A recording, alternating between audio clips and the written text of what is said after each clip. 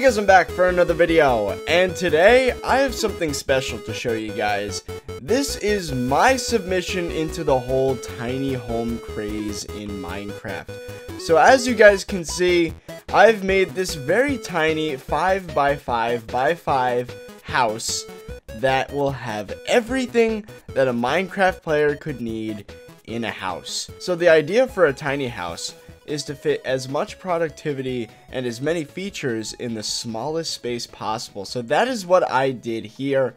Now let's take a look inside. So this design features a lot of storage space. As you can see, we have a bunch of double chests here. There is a total of 28 individual chests in this house. That's a ton. That's 14 double chests that you can fill with whatever you like. Of course, it's Minecraft. One of the most important things for a house is storage. So I made sure to make that a priority.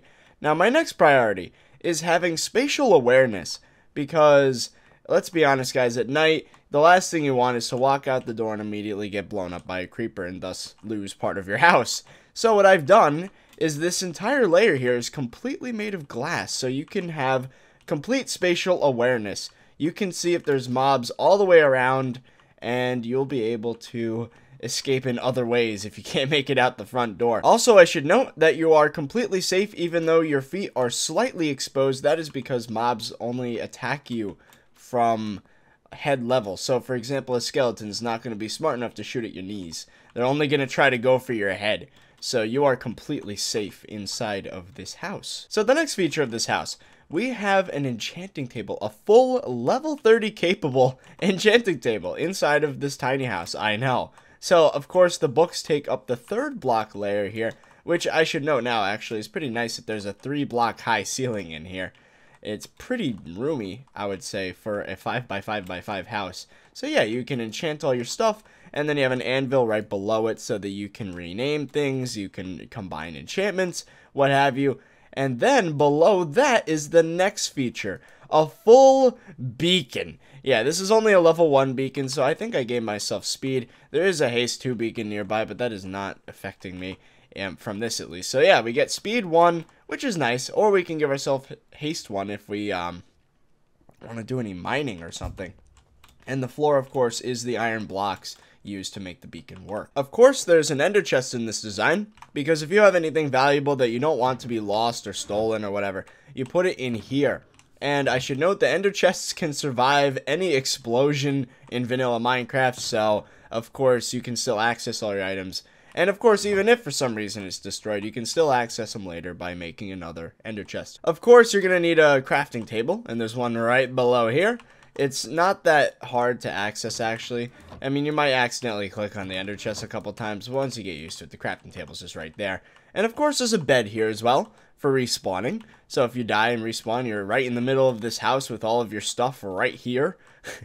And then, at your bedside, we have a brewing stand, of course, so you can make your potions so that you can become overpowered to fight off whatever mobs killed you outside. One other thing for productivity, there are 2 furnaces, one in the doorway and one at this block, because in order to get a level 30 enchanting table, of course, you can leave one space open. So I chose to put a furnace there instead of just having another bookshelf. And then, of course, at the doorway, you have another one. I should also note there's no torches in this design, which is absolutely fine, because the beacon gives off enough light to make this entire tiny home inaccessible for mobs. And of course, if you want to get out, there's a button right here which will activate the door. And this is nice because it's an iron door, which means that a zombie won't be able to break its way into your house.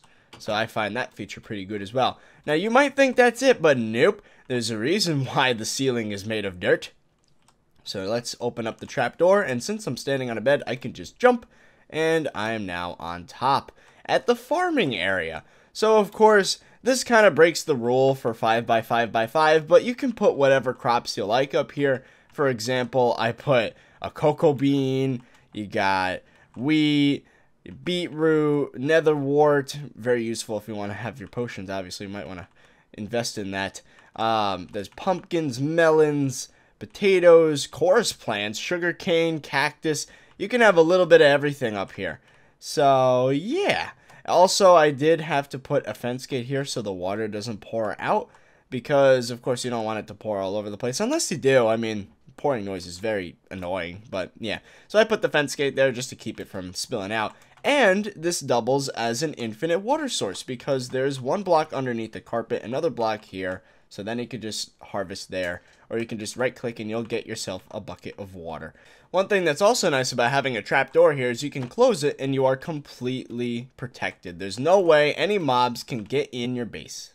So there you have it. That is it for my submission for a tiny home in Minecraft. I would say that this is probably the most practical tiny house I've ever seen because it's a good balance between compactness and efficiency.